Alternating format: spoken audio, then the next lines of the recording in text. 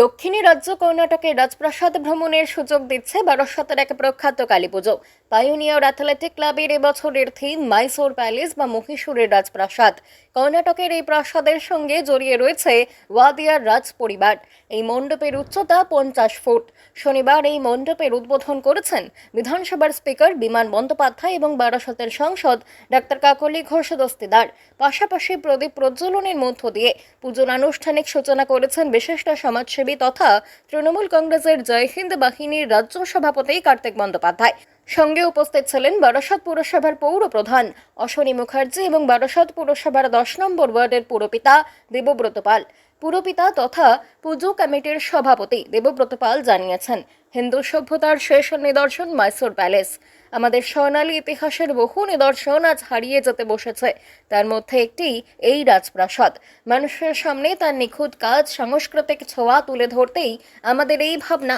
পাশাপাশি থাকছে চন্দননগরের আলোকসজ্জাও, সেই সঙ্গে মাতৃ প্রতিমাতেও থাকছে বিশেষ চমক। জাতীয় পুরস্কারপ্রাপ্ত কৃষ্ণনগরের শিল্পী কানাই চন্দ্র পালের তৈরি প্রতিমায় থাকছে শ্রীকৃষ্ণ এবং চৈতন্য দেবের আঙ্গিক। এটা বারাসাতবাসীদের একটা সারা ভারতবর্ষে একটা তাদের আনন্দের দিক যে তারা সবসময় কালী পুজোটাকে সবার থেকে এগিয়ে রাখে, এবং কালী পুজো বললেই কিন্তু আমরা বারাসাত বুঝি। আর পায়োনিয়ার ক্লাব, যদি বারাসাতে 3-4টে ক্লাব বা 10টা ক্লাবের নাম বলেন, পায়োনিয়ার ক্লাবের বাইরে এ নাম মানে বলা যাবে না, পায়োনিয়ার ক্লাবকে রাখতেই হবে।